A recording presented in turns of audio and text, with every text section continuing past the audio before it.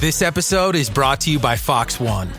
Watch all 104 matches of the FIFA World Cup live in 4K for just $19.99 a month with 3 days free.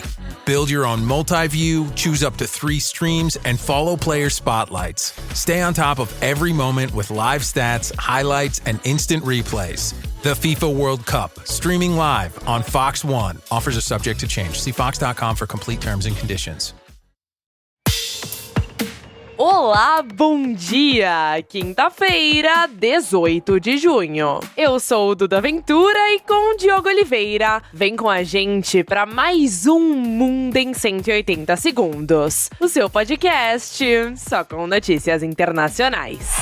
Depois de 109 dias de guerra, entrou em vigor nesta quarta-feira o Acordo de Paz entre Estados Unidos e Irã. O memorando do documento tinha sido anunciado no último domingo e já tinha sido assinado digitalmente por representantes dos dois países. Mas ontem, em um jantar com o presidente francês Emmanuel Macron no Palácio de Versalhes, Trump assinou fisicamente o texto. E ele passou a entrar em vigor, mas americanos e iranianos ainda têm um encontro marcado nesta sexta-feira, dia 19, em Genebra, na Suíça, para a assinatura formal do Acordo de Paz. O documento divulgado pelos governos tem 14 pontos. Entre eles, o fim imediato e permanente do conflito em todas as frentes, incluindo o Líbano, negociações para alcançar um acordo final em até 60 dias, o fim do bloqueio naval e das sanções americanas, a reabertura sem taxação pelo Irã do Estreito de Hormuz em até 30 dias, um financiamento do governo americano e de parceiros de, no mínimo, 30 bilhões de dólares para a reconstrução do Irã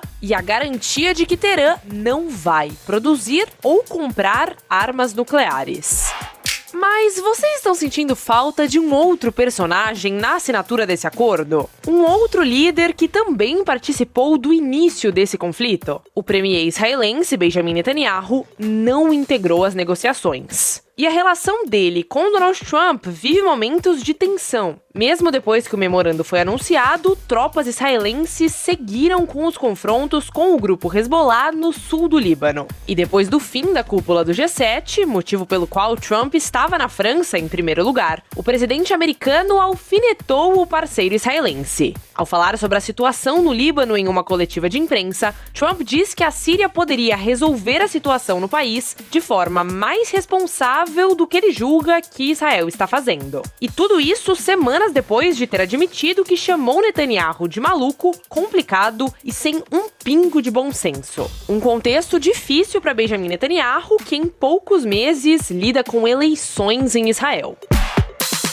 Ainda no G7, Trump elogiou a suposta neutralidade de Xi Jinping e Putin frente ao conflito. O americano também prometeu visitar a Índia, sinalizando um degelo das relações entre os dois países. E sobre o Brasil, também cutucou o presidente Lula. O presidente brasileiro tinha a expectativa de uma conversa informal com Donald Trump pelos corredores do G7. O objetivo era debater as ameaças de taxação a produtos brasileiros e as classificações de facções criminosas do Brasil como terroristas. Mas a realidade foi um balde de água fria. Trump e Lula conversaram rapidamente. E depois, o presidente brasileiro ainda disse que, apesar das negociações entre os dois países, Trump, nas palavras de Lula, segue agindo como um imperador. Quem saiu com um saldo positivo da cúpula foi a Ucrânia. O presidente Volodymyr Zelensky, que assim como Lula participou como convidado, saiu com uma promessa unificada de apoio dos integrantes do grupo e novas sanções contra a Rússia. No mesmo jantar em Versalhes em que Trump assinou o memorando sobre o Irã, ele e Macron também ligaram para o ucraniano, que agradeceu pela atenção. E o G7 acaba, mas outra cúpula começa. Do outro lado do conflito, a Rússia recebe até dia 19 líderes da Associação das Nações do Sudeste Asiático, a ASEAN. Pressionado pelos resultados do G7, Putin deve buscar fortalecer parcerias nesse evento. Os ataques entre russos e ucranianos continuaram ao longo de toda essa quarta-feira. E no esporte, Lionel Messi se tornou o maior participante em gols na história da Copa do Mundo. O camisa 10 da Argentina chegou para o Mundial de 2026 empatado com o Rei Pelé. Ambos tinham 21 participações, que somam a quantidade de gols próprios e de assistências. No entanto, Messi deixou a lenda brasileira para trás com os 3 gols marcados contra a Argélia na estreia da seleção argentina na Copa. Em quantidade de gols próprios, Messi, que pode estar disputando sua última Copa do Mundo, agora se iguala ao alemão Miroslav Klose, com 16. Não é para qualquer um, né? E finalizamos com notícias de economia. O Banco Central dos Estados Unidos, o Federal Reserve, manteve a taxa básica de juros na faixa de 13,5% a 3,75% ao ano. Esta foi a 5ª reunião consecutiva em que o Fed deixou os juros inalterados nesse nível, que é o menor desde setembro de 2022. A decisão foi a primeira anunciada pelo novo presidente do banco, Kevin Warsh. O Fed lida nesse momento com a pressão da alta inflação nos Estados Unidos, puxada principalmente pelo setor de energia. Warsh afirmou que um aumento nas taxas de juros ainda pode ocorrer em 2026, o que levou a uma valorização do dólar. A moeda americana fechou o dia a R$ 5,10.